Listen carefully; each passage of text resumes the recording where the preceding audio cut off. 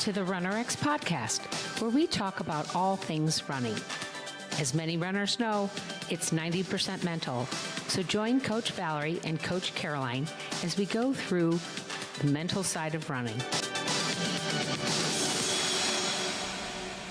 Welcome back to the RunRX podcast. Valerie and I are talking today about training and looking at the training plans and this idea that everybody thinks, Valerie, that they have to run for an hour. That's like this magic number. I have to work out for an hour, I have to run for an hour, I have to do something for an hour. And I don't know if it's because of, and this is probably a total myth, that you don't start burning any fat until you've been working out for 40 minutes or something like that. So give me an idea of we were just talking about muscle elasticity and running and drills versus just long runs. How do we get through to people that just going out and pounding the pavement, I hate to say that, but just that it has to be an hour? What's wrong with that thought process? Well, it just goes into just quality versus quantity, right? And it's funny you say that because when I started my life in the aerobics room, and you had an hour to teach the class, right? And I would say that to my classes, like, we are not going to waste a minute of this hour. We're going to get our heart rate up, and we're going to pump it. You come in stretch, you know ladies. We're starting at top of the hour. Right, but you know those ladies were ready to go. Mm-hmm. Because the thought back then, and I'm not kidding, was just like you're saying, and it was really about that. It was like calories and burning fat and all of that, and we just didn't really know. I mean, it wasn't anything other than we didn't know. Yeah. And now we do know. But the reality is your body really, really does require a warm-up. Your body requires preparation for what the event's going to be. And then the event itself needs to be different lengths of time because the body has 4 energy systems, and if you just simply use the same one over and over and over, it leads to injury. Well, it leads to chronic. It leads to fatigue. And we talked about that too. We were talking about if you do anything, if you don't do running, if you do martial arts, I was using piano. I use piano as a great example because I don't just sit down at the piano and start playing a song. It rarely happens, and anybody that's played for any length of time will tell you they don't do that. They sit down, they start playing a little bit, their hands are usually, they're not warmed up, so they have to do some drills, right? They do some scales, they do a little bit of warm-up, they maybe play a simpler song, something that they just know from rote, then they get into doing the meat of what they're doing. So maybe they've sat down at the piano for an hour, but the actual play time is really 20 minutes, maybe 30 minutes, but they're at the piano for an hour. So that's what we're saying about running. When we say go out and you're going to do your drills and you're going to do your warm-up, and we talked about this a bit last week, you do your warm-ups, right? You do your 8x200s, right? And then you do your cool down. And at the end, you've done an hour. At the end, you've done your 5 miles. But how do you get people past that idea that is 5 miles? That is the workout. Well, I think it goes into...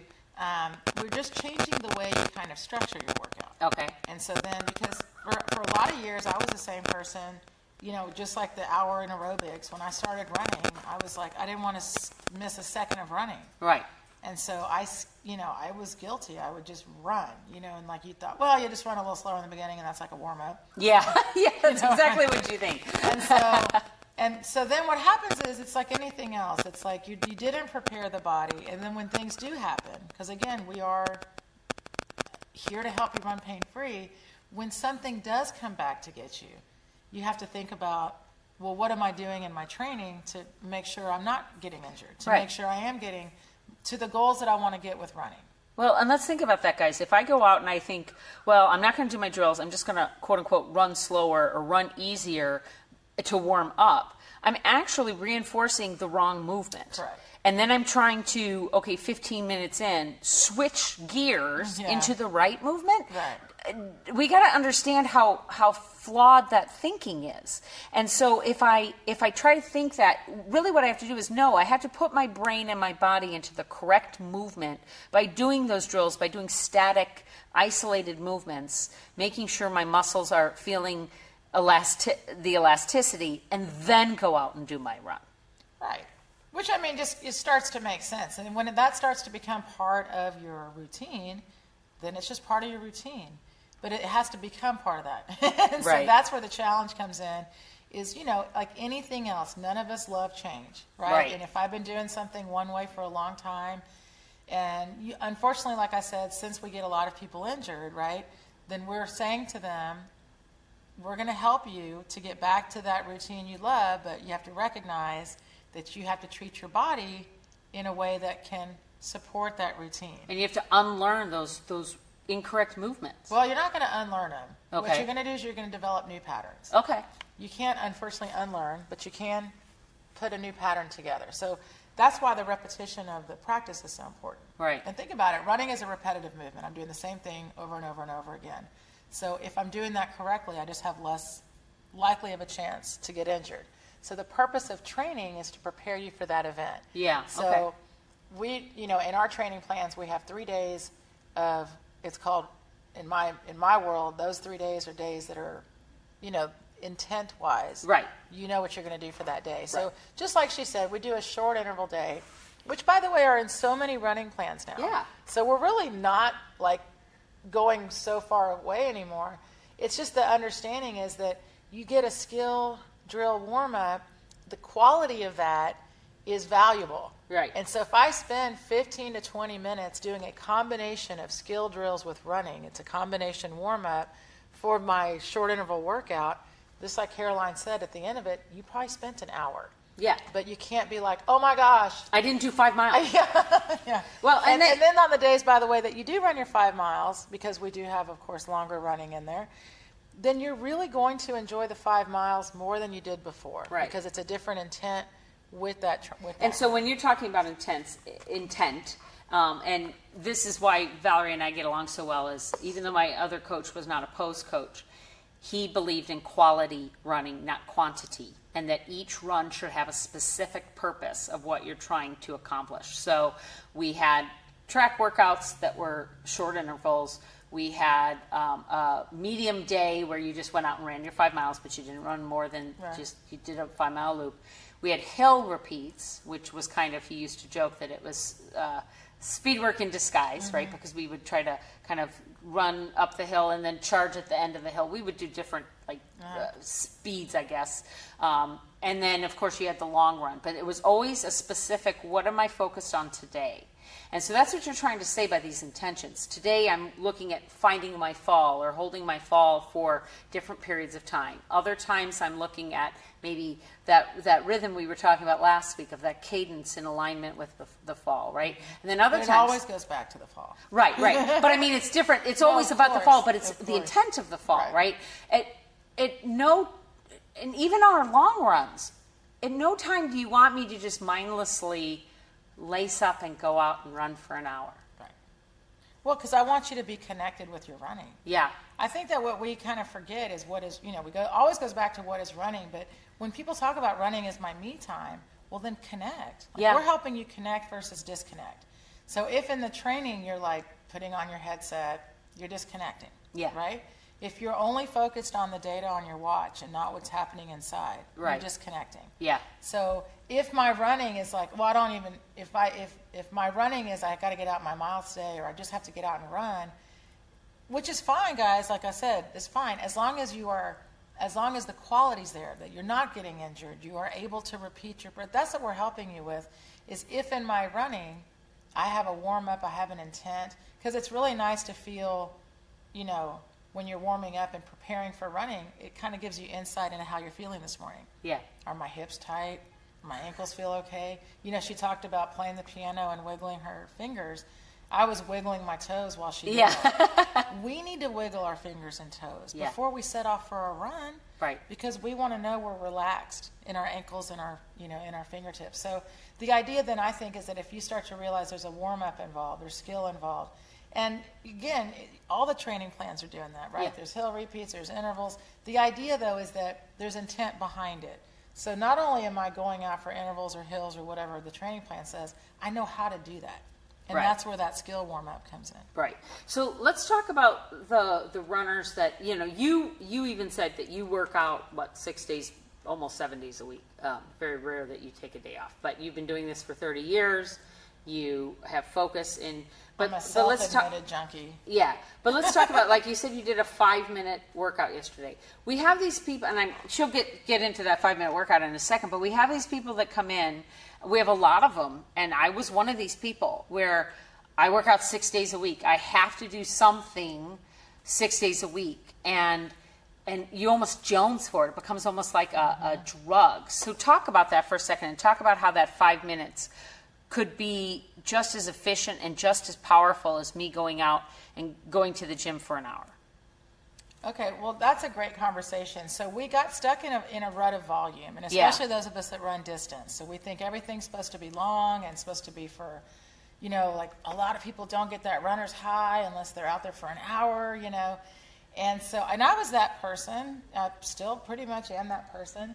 What I learned and what I try to get across to people is you really cannot expect your body to perform like that every day. Right. That's what it is. I mean, I'm expecting my body to be at that kind of that stress. You're stressing your body every single day by doing it that way. Right. And can you really hold your form for that distance or for those volumes? So what happens, what's really fun and what you can get into. So like Caroline said, I did a 5-minute workout last night. And it was just a repeat of, it was 10 kettlebell swings, 10 hand release push-ups for 5 minutes. And then I went into a 12-minute find your 1 rep max of a lift. And so the fun part is for me is push-ups are really challenging for me, by the way.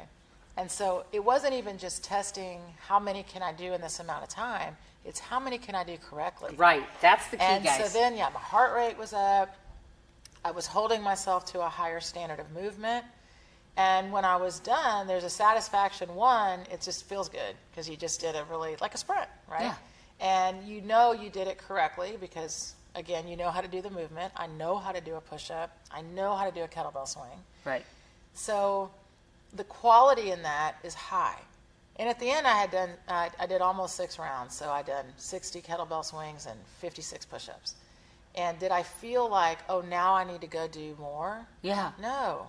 I just gave it my all. I was done. Well, and then I think about the people that so you did that in a time right, but real time quick, zone. Yeah. Could I do a quality workout where I said to someone, you're going to do 6 rounds of 10 kettlebell swings and 10 push-ups, not give them a time cap, right, but give them a standard of movement, meaning the reps don't count if they're not correct. Okay. So both of those would be high, just so you know, both of those would be high quality workouts. Right. I didn't give you a time cap, but I gave you a standard of movement. Right. And that's what I was trying to say. So that could be the difference between a 5-minute workout and an hour workout or a 45-minute workout, right? And so let's think about that, guys. So at the end of the day, you still did 60 and 60 or whatever, but one took 45 minutes and one took 5 minutes. Is one better than the other? Yes. Okay. Why? No, that's what we're here to talk about. Okay, then it goes back to this. So my goal for you, let's say, would be, let's say the first time you did that, because you were developing your standard of movement. Okay. This is important. Let's just take that workout, and we won't say 45 minutes, but let's say for her to do correctly 50 kettlebell swings and 50 push-ups, let's just say it took her 10 minutes. Okay. Let's just use that. And it took me 5. Right, to do those same 2 movements. So my goal for you would be to get better, more efficient at doing those 2 movements because I know they can be done a little bit faster. Okay. And as you get better at doing those movements, you would get there. Does that make sense? But we do have people that go out for that hour. I know, I understand that. And what we try to explain to people now, but my point is the goal is, when you're doing a workout, is not to say I want to extend the time. Right. Is I want to extend my efficiency in being able to do it and hold good form. Right. So what I want to say to people, and we do this a lot, if you come into say, like this is a good example. Say we were both going to go run 400 meters. Right. Okay. And Caroline, let's just say, takes 5 minutes to run 400 meters. And Valerie takes 2 minutes to run 400 meters. Didn't we just both run 400 meters? Right. Right? Yeah.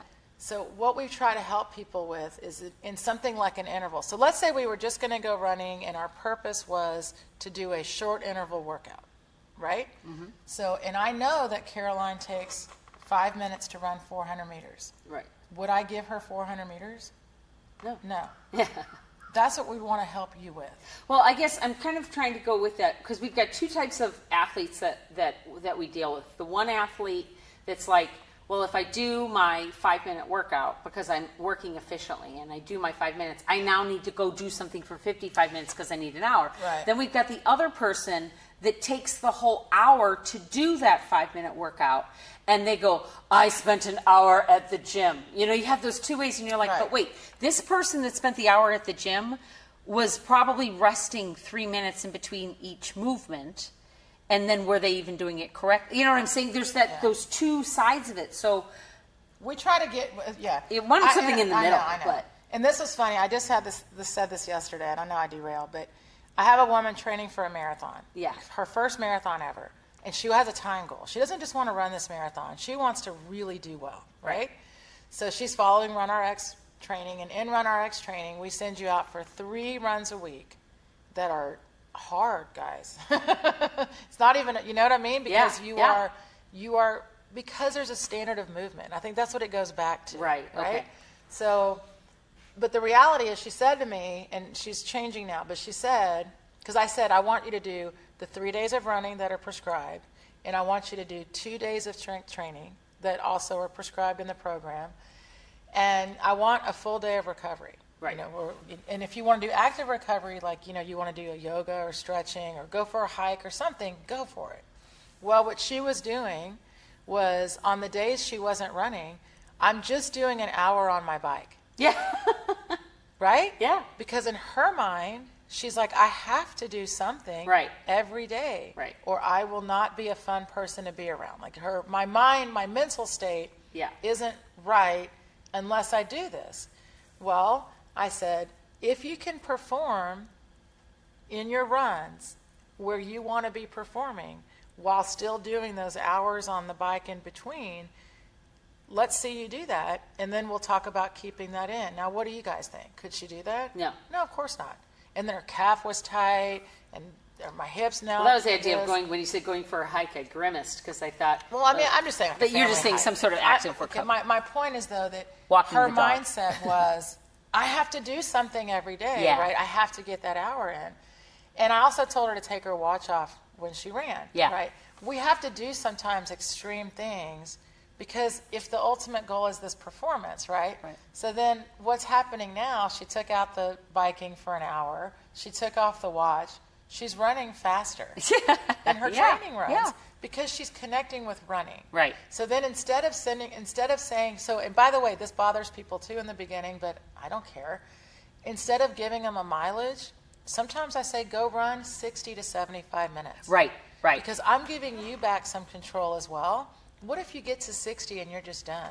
Yeah. Well, then be done. Then be done, But right. what if you get to 60 and you're like, oh, I think I can keep going? Well, then you Yeah. keep going. And the fun part in that, guys, is that's remember what we're talking about with the training and the quality, is that if I'm feeling good and I'm performing well, then it's going to be a good training run. But if you're out there with just the intent of mileage or Right. distance, or I don't feel it unless it's a certain amount, then you're not really feeling the movement. Yeah, and that's kind of what I want to bring that to. That person that's like, I'm going to do the 5-minute workout, but then it's not a good workout unless I add the 55 minutes, is almost just as, and I hate to use the word bad, but it's just as not helpful as the person that's going to take that same 5 minutes and drag it out to an hour. Correct. Simply to drag it out to an hour. Correct.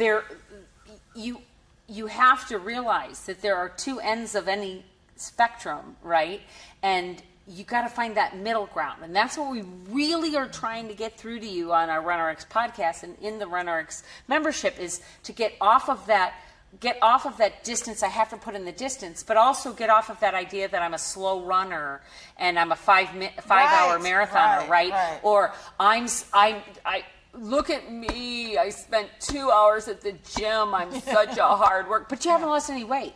We know a lot of people like that, and this is not talking people that are trying to lose weight, but they do the same workout 5 days a week. They have 300. Oh, this is yay! You did your 300th workout. Right. You look no different than you did a year ago. Right. You've done 300 workouts. Right. I can guarantee you, I look a hell of a lot more different, even though I only worked out 3 times a week. So the 300 workouts might have only... and then also, like, if I did a 5-minute workout yesterday, you can bet tomorrow is going to be way longer. Yeah. You know, that's what by the way, guys, I had to learn that too. Like, when I first started doing the CrossFit, and I was shifting my gym from an endurance box into CrossFit, that was me. All my workouts were an hour minimum. Right. Go out for 2-3 hours. I was that person.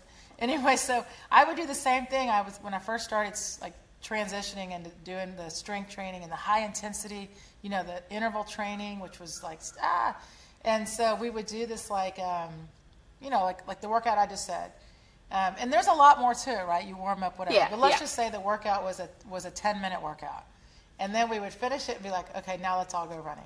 Yeah. So really what we did is we didn't really do the workout. Right. What we really did is we went through the motions of the workout. We did the movements. Yeah. But we didn't really challenge ourselves to do what we could have probably done. Right. And if you never do that, I'm not saying it's every workout, right? No. Just like Caroline said, we don't do it every time.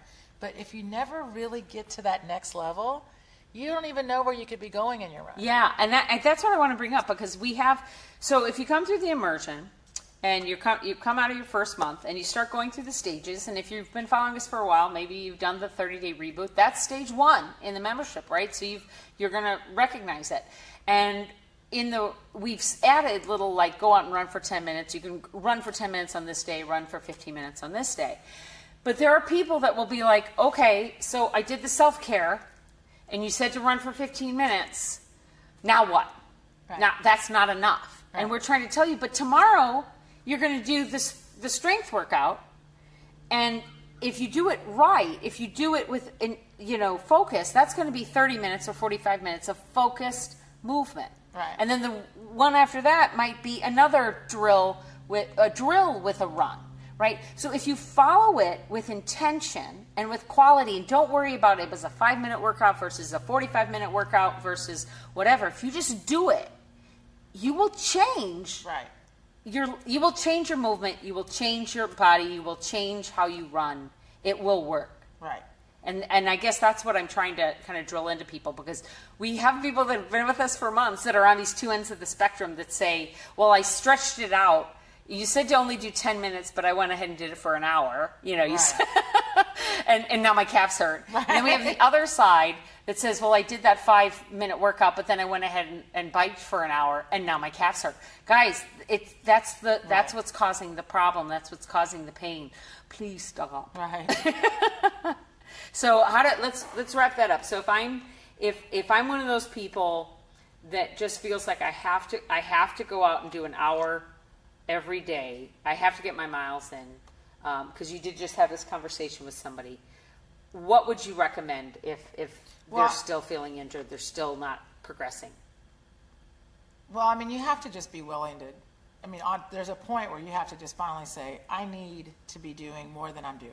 Okay. Not more volume, guys. Right. Just changing what I'm currently doing. Changing what I'm currently doing. If what I'm doing isn't working, it needs to be a little bit different. If I'm still feeling the pain in my foot, or or I'm not getting where I want to be, or I mean, it's like, why am I even running?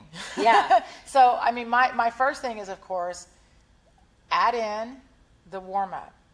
Like, start with the warm-up. Yeah. And by the way, this has been a big thing for years and years, in running.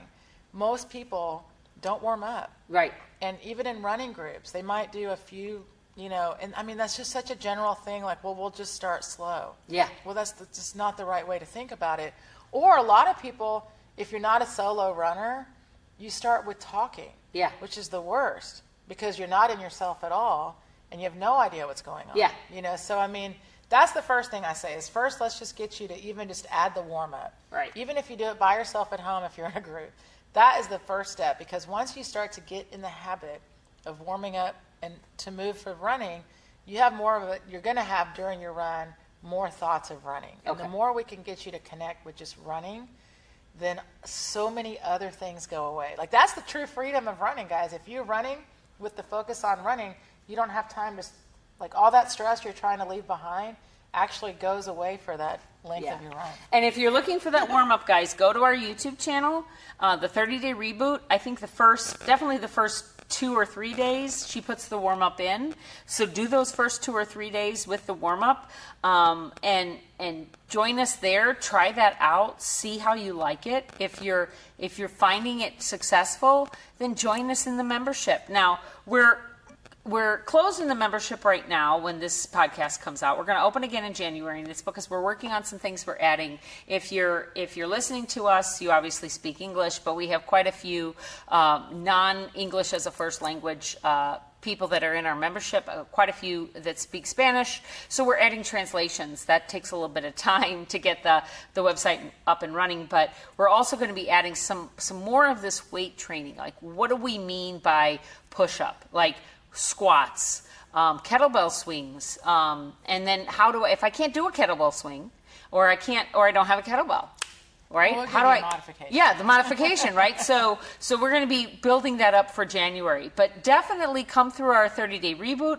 Take our quiz if you haven't taken our quiz. Find out what I like to say is what's killing your run. What are you doing incorrectly? What is the movement you're doing incorrectly? And then she gives you what you're doing incorrectly and how to change it. So work with us that way, and then come on to any Wednesday. Valerie goes live in the Facebook. You can ask us questions. If you have a question as you're going through it, shoot a note to support@runrx.fit, and she'll answer it live on the live for Facebook, and she'll might even show you, like, if there's something you're doing wrong, she can talk you through that. So we have lots of free content out there, but at the end of the day, if you really want to have a coach that's going to watch you run, that's going to watch you do your movement, that's going to check in on those drills so that you're not reinforcing the old patterns, come into the membership. It's 3 months. For that. That's really all we kind of require of you. You can always renew, but if you give us nothing but 3 months, it will change your running. Thank you for joining us on the RunRX podcast. If you'd like to know more, join us at www.runrx.fit. And if you have additional questions that you'd like answered on the podcast, email us at support@runrx.fit.